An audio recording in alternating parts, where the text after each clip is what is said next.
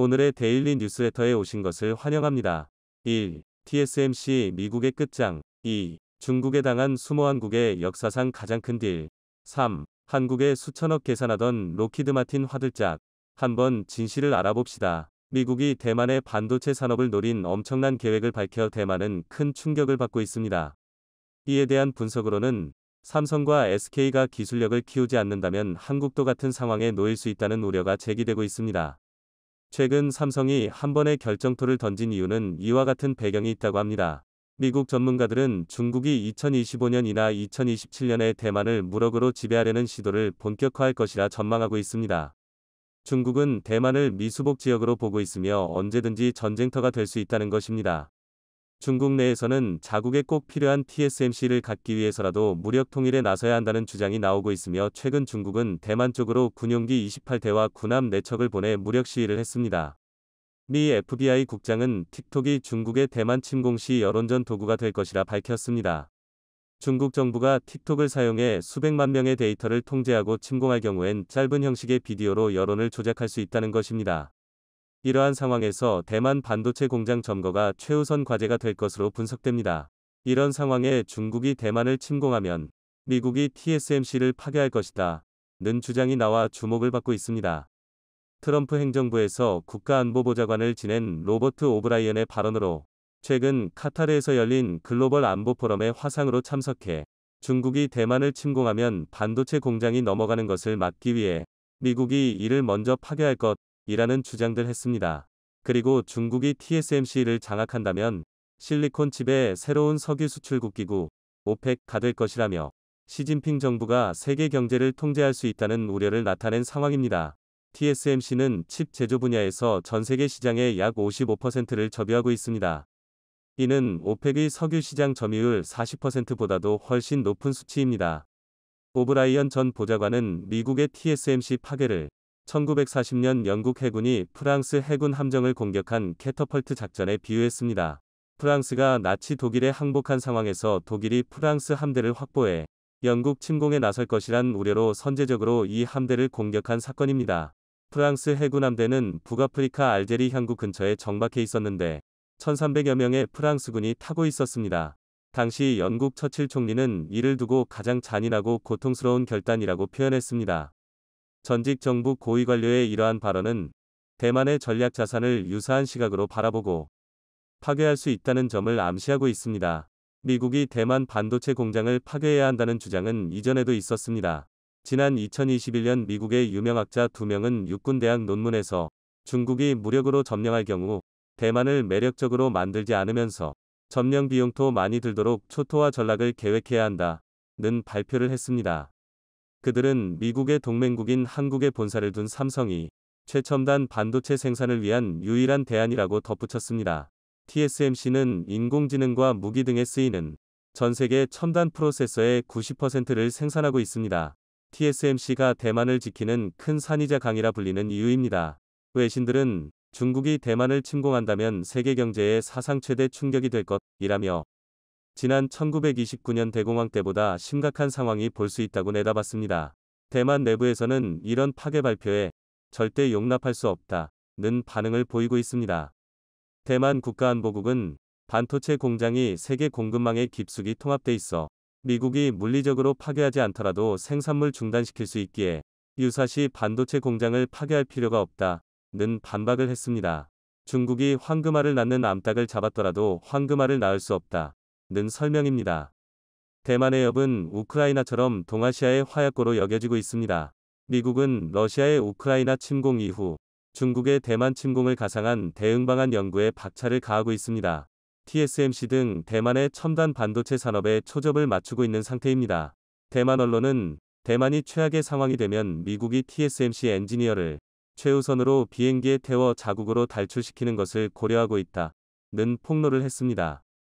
대만에서 전쟁이 벌어진다고 해도 미국이 참전해야만 할 의무는 없습니다. 그러나 미국 바이든 정부가 군사적 지원을 제공하겠다는 이유도 당장 도와주지 않는다면 자국 산업에 막대한 피해가 가기 때문입니다. 미국은 아이폰부터 첨단 무기에 이르기까지 반도체의 70%가량을 대만에 의지하고 있습니다. TSMC는 차량용 반도체 또한 약 60% 이상들 만들고 있습니다. 반도체 시장 규모는 대략 6천억 달러 수준이지만 기타 기기에 파급되는 영향력까지 포함하면 천문학적 규모로 커질 수 있는 것입니다. 블룸버그는 TSMC가 전쟁으로 파괴되면 세계 경제에 1조 달러가량의 타격이 돌 것이라 분석했습니다. 이는 전 세계 반도체 기업 연매출의 약 2배 정도입니다. 장중모우 TSMC 창업자는 TSMC에서 출발하는 실리콘 쉴드가 중국의 공격으로부터 대만을 보호할 수 있다고 언급하기도 했습니다. 14억 인구의 거대 중국을 상대로 2,300만 인구의 섬나라 대만이 일전불사 태세를 보일 수 있는 것은 반도체 덕이라는 주장입니다.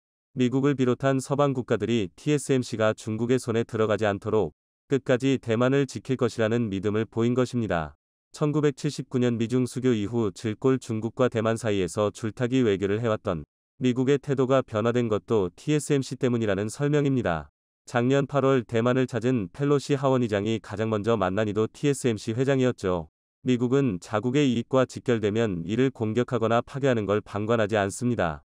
1990년 이라크가 쿠웨이트를 침공하자 즉시 뛰어들었는데 당시 최고 전략물자로 여겨졌던 석유 때문이었죠. 중국 역시 첨단 반도체를 독자적으로 생산할 때까지 대만을 침공하지 못할 것으로 기대하고 있습니다. 대만 반도체 없이는 2035년까지 경제력을 2배 늘리고 핵심 산업을 발전시키려는 계획이 불가능해지기 때문입니다. 하지만 외신은 TSMC 실리콘 방패 이론이 시간이 흐를수록 효력을 잃고 있다고 우려했습니다. 대만 교수는 1980년대 일본 반도체 경기가 호황일 당시 미국이 이를 무너뜨렸던 것처럼 현재 대만과 한국이 시스템 반도체와 메모리 반도체를 독점하는 상황에서 미국이 과거 역사를 반복할 수 있다는 경고를 했습니다. 미국은 1985년 일본과 엔화 절상을 비대로 한 플라자 합의를 체결했습니다. 이듬해에는 미국 칩 사용을 늘리는 미일 반도체 협정도 밀어붙였고 이러한 조치에 일본 반도체는 하향 곡선을 그린 바 있습니다. 현재도 미국은 한국과 대만 반도체 기업을 크게 압박하고 있는데 이들 기업을 유치하는 동시에 자국 기업을 키우려는 야욕을 보이고 있습니다.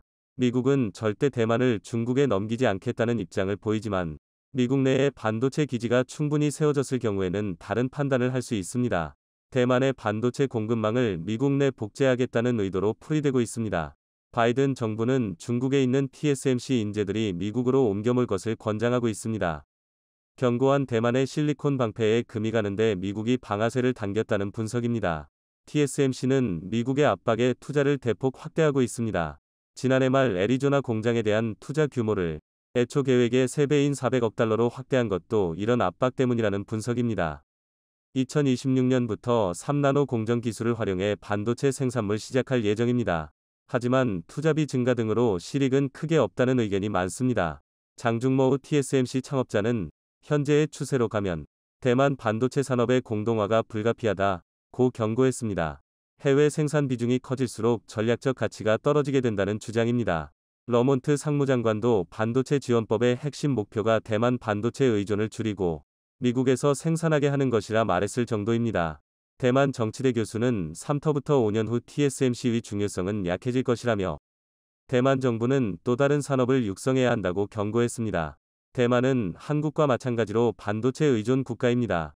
한국은 자동차와 선박, 화학, 배터리 등 다양한 산업을 키우지만 대만에서 반도체는 경제의 쌀이자 생명줄과 같습니다. 반도체 대기업 수는 대만이 28개로 한국 12개의 2배 이상입니다. 대만 반도체 산업의 연간 생산액은 명목 GDP의 20% 수준에 이릅니다. 수출 규모는 전체 수출액의 3분의 1을 넘습니다. 대만 내 반도체 업계의 설비 투자 규모에 따라 민간 투자 규모까지 달라질 정도입니다. 세계 최대 반도체 시장인 중국과 거래를 끊기도 쉽지 않은 상황입니다. 대만의 대중국 무역 흑자는 1,700억 달러로 이중 반도체가 1,000억 달러에 이르기 때문입니다. TSMC 반도체 생산 공장은 본사를 포함해 모두 14곳이 대만 전역에 퍼져 있습니다. 대만 정부가 실리콘 방패를 유지하고 싶어 해도 TSMC에 이래라 저래라 간섭하긴 어렵습니다. 현재 TSMC 전체 지분에서 대만 정부 지분율은 6.4%에 불과하기 때문입니다. 해외 투자자 지분은 78%로 최대 주주는 미국 시티은행 20.5%입니다. 게다가 상위 10대 고객 중 7명이 미국 고객이며 반도체 장비 등도 주로 미국에서 수입하고 있습니다. 미국의 강력한 경제 정치적 압력에 저항하기 힘든 구조인 것입니다. 그럼에도 대만 정부는 반도체 기업을 유지하기 위해 막대한 지원을 하고 있습니다. 연구개발 투자의 경우 15% 세금 감면 혜택을 주고 있으며 이외에도 임금, 법인세, 수도요금까지 지원을 하고 있는 상태입니다. TSMC는 대만에서 1나노 공정을 2026년 착공할 예정으로 알려지고 있습니다. 2027년 시범 생산을 하고 2028년 양산을 시작한다는 관측입니다. 하지만 이것 또한 실리콘 방패 지위를 유지하기 위한 안간힘으로 풀이되고 있습니다. 초과 이익 공유 및 기밀 정보 공개 등을 요구한 것입니다. 때문에 반도체 생태계를 탄탄하게 만들지 않으면 언제든지 세계 무대에서 밀려날 수 있다는 위기감이 높습니다. 한국이 용인의 세계 최대 규모 반도체 클러스터 조성에 나선 배경에는 반도체를 안보 자산으로 분류한 것도 이유라는 분석입니다. 용인 반도체 클러스터가 계획대로 조성되면 한국도 견고한 실리콘 쉴드를 지닐 수 있습니다. 전문가들은 현재 중국이 대만을 위험할수록 한국의 가치가 커진다며 지렛대를 활용해 미국과 협상을 해야 한다고 밝히고 있습니다. 미국에게 끌려다니면 반도체 산업이 끝장날 수 있습니다. 그렇다고 중국에 의존하면 미국의 보복을 당할 수 있습니다. 한국은 누구도 넘볼 수 없는 기술력을 만들어 위기를 이겨내야 할 것입니다. 얼마 전까지만 해도 전 세계 바다를 사실상 미국이 지배하고 있다고 해도 부정할 수 없을 정도로 미 해군의 전력은 세계 최대, 최강을 자랑했었습니다. 그런데 최근 미국 해군이 더 이상 최강이 아니게 될 것이라는 충격적인 보고서가 공개되었습니다. 무서운 팽창세를 보이고 있는 중국 해군이 이제 곧 미국 해군을 능가하게 될 것이라는 것이죠. 이에 큰 충격을 받은 미 해군 군함 조달 총책임자가 미 해군 군함을 위례하기 위해 한국 조선소를 방문했다는 놀라운 소식이 전해졌는데요. 한국 조선소를 방문하여 한국 해군을 위해 새롭게 건조 중인 신형 이지스함들에 많은 관심을 보여주었다고 합니다. 대한민국이 미국의 해군 재건을 이루어낼 것이라는 소식 자세히 알아보도록 하겠습니다. 지난 7일 미국 해군의 군함 조달 사업 수장 톰 앤더슨 제독이 극비리에 한국으로 입국했었다는 사실이 드러났습니다. 미 해군의 신규 군함 조달 사업 PEO 쉽스위 총괄 책임자인 톰 앤더슨 제독은 한국 조선업체들의 군함 건조 능력을 직접 보고 파악하기 위한 목적으로 한국을 방문했다고 밝혀 국내외 조선업계의 이목을 집중시켰는데요. PEO 쉽스는 미군의 모든 전투용 선박의 개발과 조달을 책임지고 있으며 특히 이지스 구축함에 있어서는 정권을 위임받고 있는 부서입니다. 톰 앤더슨 제독은 한국조선해양, 대우조선해양, 한진중공업 등 국내 대형 조선업체들을 방문할 예정이라 밝혔는데요. 모두 군함을 건조했거나 건조하고 있는 조선소들이죠. 앤더슨 제독은 우리는 세계적 수준의 조선 성능을 추구한다 며 시간을 내어 제품과 프로세스에 대해 교육해준 조선소에 감사드리고 상호 이익이 되기를 바라며 후속 계약을 기대한다 고 전했습니다. 그런데 미국 군함 조달 최고 책임자가 갑자기 한국을 방문한 이유가 무엇인지 의문이 드는데요. 군사 전문가들은 얼마 전 미국에서 공개된 몇 장의 보고서들 때문일 것이라 추측하고 있다고 합니다. 얼마 전 미국에서 충격적인 분석 내용을 담은 보고서가 공개되며 미 의회에 큰 충격을 선사했습니다.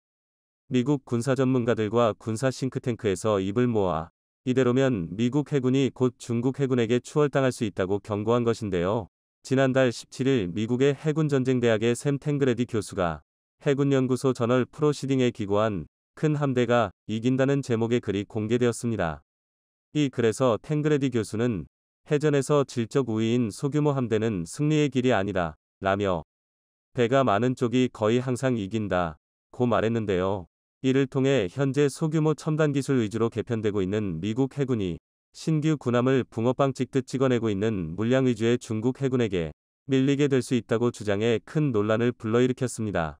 탱그레디 교수는 역사적으로 벌어졌던 28차례의 해전을 분석한 결과 수적으로 우위에 있는 쪽이 이긴 경우는 25차례였고 기술 우위에 있는 쪽이 승리한 경우는 3차례에 그친 것으로 나타났다고 밝혔습니다.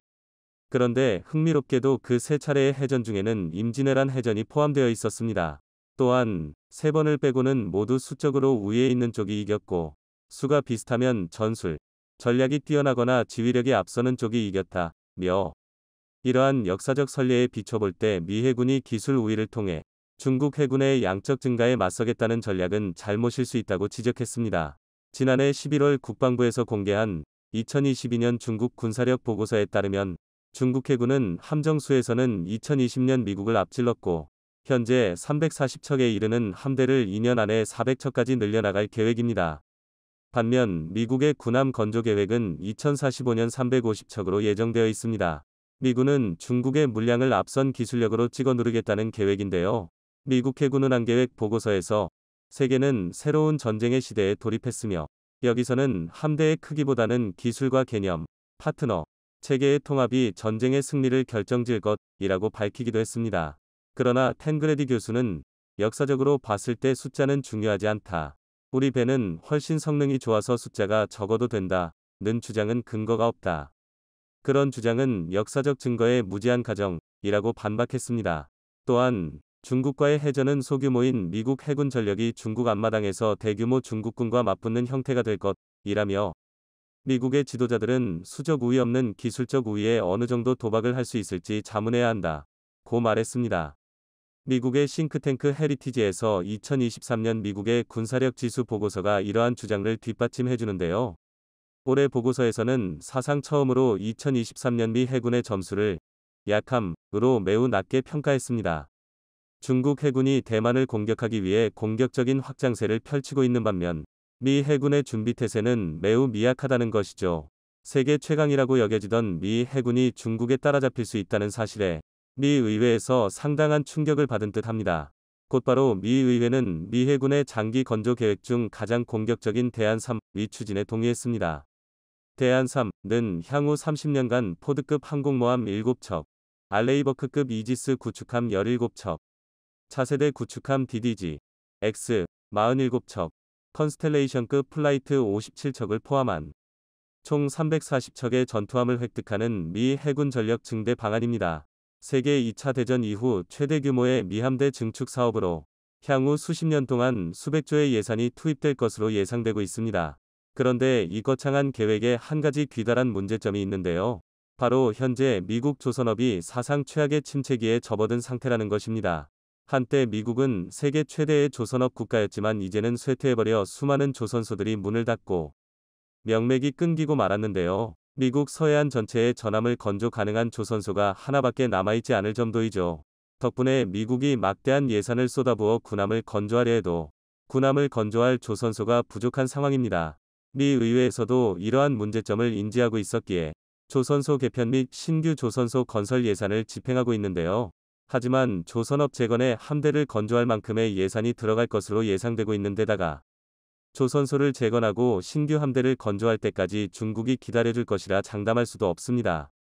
이 때문에 미국 내에서 새로운 대안이 제시되고 있는데요. 미국이 전함을 건조할 능력이 되지 않는다면 전함 생산을 능력이 되는 믿을만한 동맹국에 맡기면 되지 않느냐는 것이죠. 그런데 미국 최고의 군사 기술력이 투입될 군함을 믿고 맡길 수 있으며 미국이 요구하는 수준의 조선 기술력과 생산 능력을 갖춘 국가가 어디일까요? 네, 예상하셨듯 당연히 한국입니다. 현재 한국의 조선업이 세계 최고 수준이라는 것은 누구도 부정할 수 없는 사실입니다. 물론 중국 조선업도 만만치 않지만 미국이 미쳤다고 중국의 군함을 발주하지는 않겠죠. 340여 척이나 되는 물량을 전부 한국에 주문하지는 않겠지만 일부만으로도 한국 조선업 역사상 최대의 빅딜이 들어올 수 있다는 기대감이 높아지고 있습니다. 한국이 민간 조선 분야에서 세계 최고의 기술력을 보유하고 있다는 것은 익히 알려진 사실입니다. 하지만 민간 분야뿐만 아니라 방산 분야에서도 최고의 기술력을 보유하기 위해 군함 연구 개발에도 막대한 투자를 진행 중인데요. 최근 한국 해군에서 진행 중인 또 하나의 대규모 프로젝트가 있으니 바로 세종대왕함 개량 사업입니다. 대한민국에서 최초로 건조한 이지스 구축함이지만 주변국들의 최신형 이지스함들에 비하면 조금은 부족한 것도 사실인데요. 현재 세종대왕급 구축함보다 탄도탄 대응 및 대잠전 능력이 크게 향상된 차세대 이지스 구축함 건조 계획이 추진 중입니다. 그 첫 번째 작품이 2022년 7월 진수된 정조대왕함이었죠. 그리고 이와 함께 현재 운용 중인 세종대왕급 구축함들의 성능 개량 사업도 추진 중인데요. 가장 먼저 세종대왕급 이지스 구축함의 IFF, 잉크 16 성능 개량을 위해 일부 하드웨어 교체 작업을 올해부터 시행할 예정입니다. 개량 범위는 잉크 16 장비 교체와 함내 2개 격실 및 마스트에 설치된 현재의 장비를 철거하고 신형 잉크 16 장비를 설치하는 것입니다. 잉크 16은 나토의 군사 전술 자료 교환 네트워크로 전술 데이터 링크 중 하나로 현대 네트워크전의 핵심 장비 중 하나입니다. 대한민국 해군 함대의 기함이자 네트워크전의 중심이 되는 세종대왕함의 잉크16 전면 업그레이드를 통해 현대전에 최적화된 함대를 구축하는 것이 목표인데요.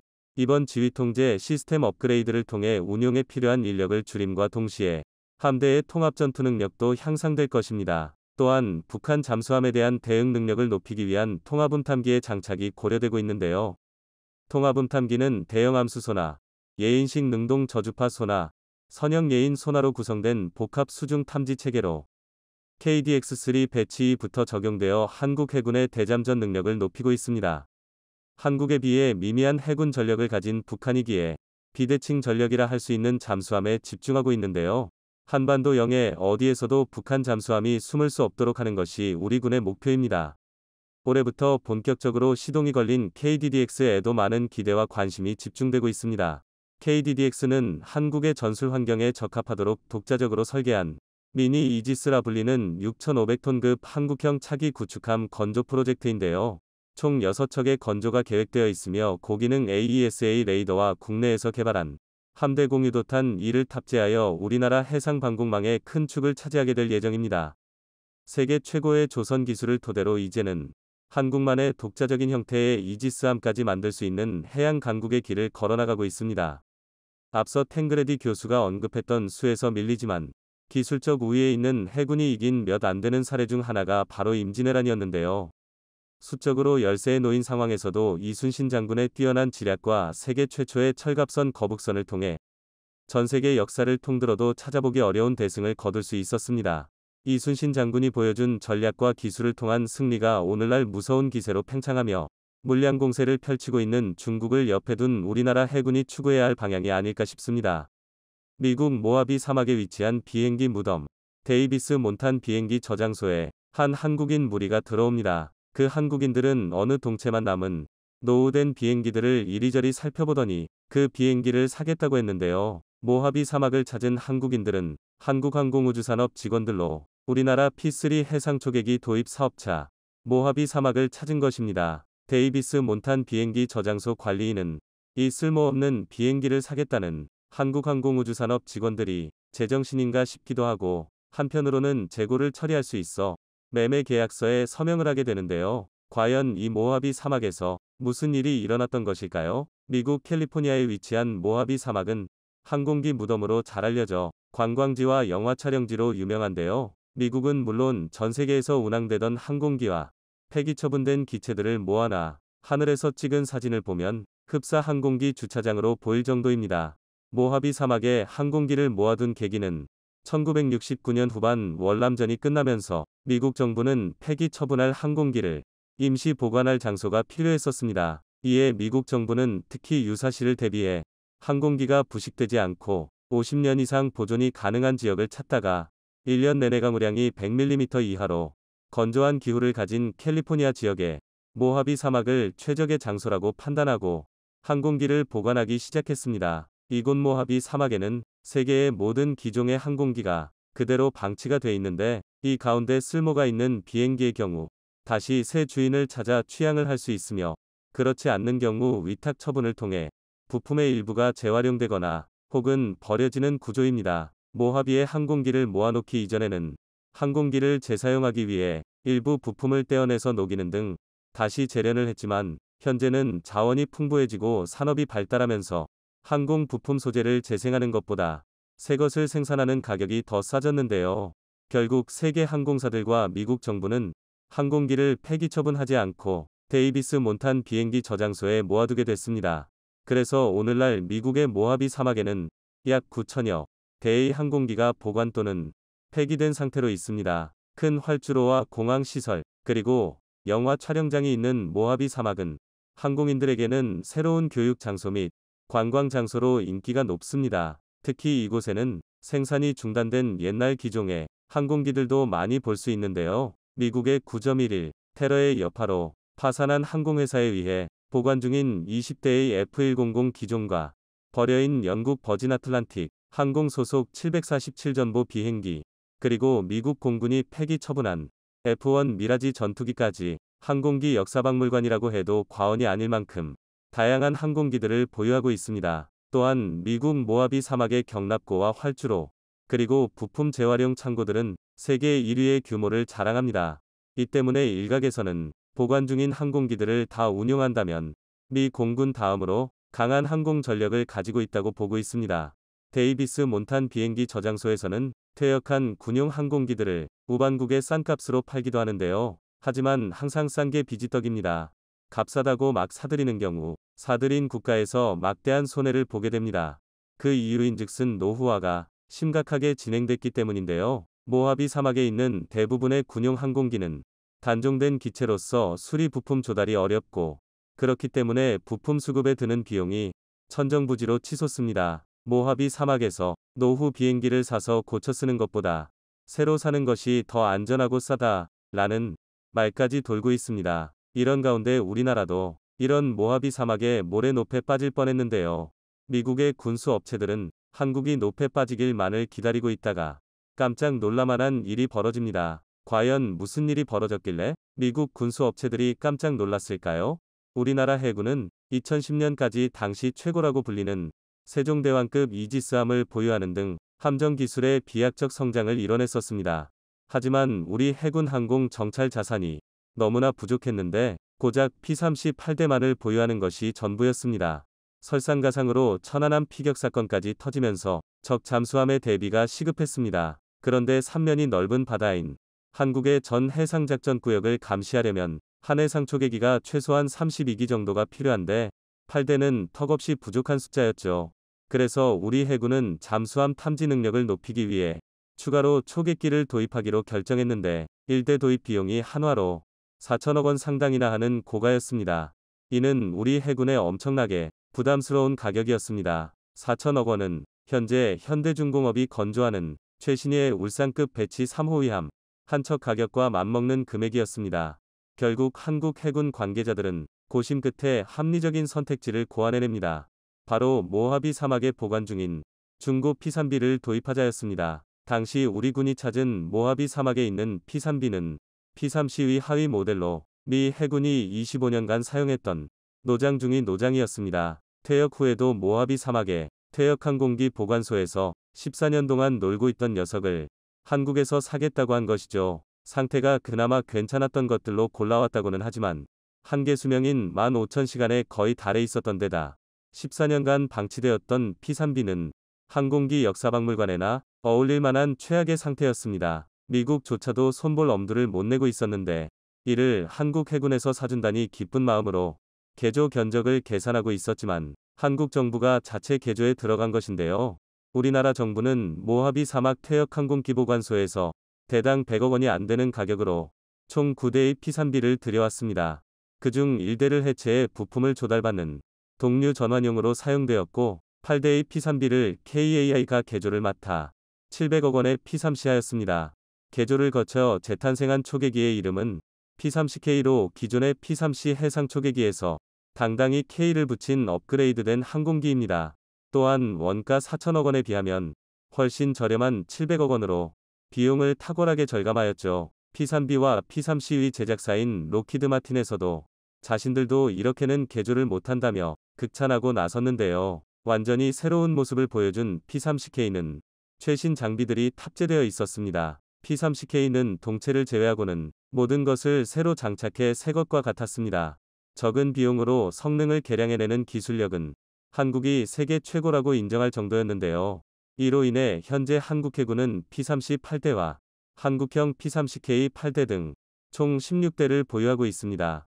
해군은 천안함 폭침 사건에 따라 잠수함 탐지 능력을 높이기 위해 P-30K 8대를 더 배치해 그동안 부족했던 대잠 능력을 높였다는 긍정적인 평가를 받았는데요. 이는 단순히 부족한 해군 항공 전력의 숫자만 늘리는 것에 그치지 않고 기능 면에서도 크게 향상돼 많은 주목을 받았는데요.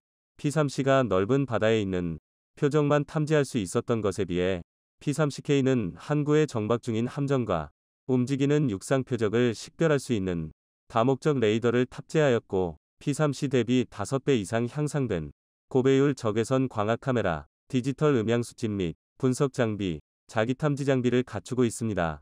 P-30K는 대지 공격이 가능한 하푼 블록 2 미사일을 무장해 우리 함정에 큰 위협이 되는 적의 해안포와 미사일 이동 발사대 등을 사정권 밖에서 타격이 가능합니다. 또한 실시간 전술정보 전송 시스템을 통해 KF-16이나 헬기 등 공격기에 대한 정밀 표적 정보 제공과 전술 통제 기능을 보유해 군의 합동작전 수행에도 큰 몫을 담당할 것이라고 해군 관계자는 말했습니다. 여기에 적외선 영상 장비를 장착한 P-30K는 야간에도 적의 함정을 고해상도로 식별해낼 수 있어 야간 초계 능력이 훨씬 높아졌는데요. 육상 표적 분석 능력도 군이 운용하는 금강 정찰기에 필적할 만한 성능을 보유하고 있다고 할 수 있어 제한적인 육상 감시도 가능해 전천후 초계기로 탈바꿈했습니다. P-30K는 감시 능력만 향상된 것이 아니라 무장 능력도 크게 향상됐습니다. P-30K 기체 아래에는 경어뢰와 대함 공격 능력을 갖춘 AGM-84 하푼 미사일을 장착해 웬만한 잠수함과 수상함과의 제한적인 교전이 가능합니다. 또한 탑재 가능한 AGM-84 하푼 미사일은 공대지 미사일로도 사용할 수 있어 유사시 항구에 정박해 있는 적 함정과 기지시설을 폭격할 수 있습니다. P-30K의 탑재 가능한 총 무장은 하푼 대함 유도탄 6발, 기뢰 9발, 어뢰 8발, 대잠 폭뢰, 소노부이 84발, 마린마크 해상 표시판 등의 무장이 가능한데요. 이 정도 무장력은 함포를 제외한 웬만한 호위함과 맞먹는 무장력입니다. P-30K는 1소티의 최대 시속 761km로 14시간에서 15시간 동안 작전을 수행할 수 있으며 4,400km 주변 지역을 감시할 수 있는 넓은 작전 반경을 가졌는데요. 긴 작전 시간은 잠수함을 추적하는데 큰 장점으로 작용합니다. 실제로 P-30K는 1997년 11월 소흑산도 해상에서 중국의 민급 잠수함을 발견, 소노부이를 투하하는 등 11시간 35분 동안 추적해 부상시킨 사례가 있습니다. 잠수함이 해면으로 부상한다는 것은 항복을 의미하며 지휘관이 직위해제될 만큼 중징계가 내려지고 국가적으로 씻을 수 없는 큰 수치로 여겨집니다. 또한 2017년 초에만 두 차례 서해상에 한국방공식별구역 KADIZ을 무단 항행하는 선박을 작전인가구역 밖으로 몰아내기까지 했는데요. 바로 북한 선박 진송호와 신진 2호였습니다. 정확한 의도는 모르나 우선 방공식별구역 내 허가받지 않은 외국 선박이 들어오면 근접 감시기동을 통해 60m 상공까지 저공 비행으로 선박을 압박하여 영해 밖으로 퇴거 조치를 시행합니다. 이외에도 서해상과 동해상에는 중국과 러시아, 그리고 일본의 전투함과 정보함도 출몰하는데요. 해군 관계자는 만일의 사태에 대비해 철저한 경계 임무를 수행하고 있다고 전하고 있습니다. 이토록 막강한 기술력과 강화된 군사력을 가지게 된 한국이 다시 한번 자랑스럽게 느껴지는데요. 세상이 놀랄 정도로 뛰어난 개조 기술력을 갖추게 된 대한민국, 강력해진 해군 군사력으로 안전하게 수호해주기를 바랍니다.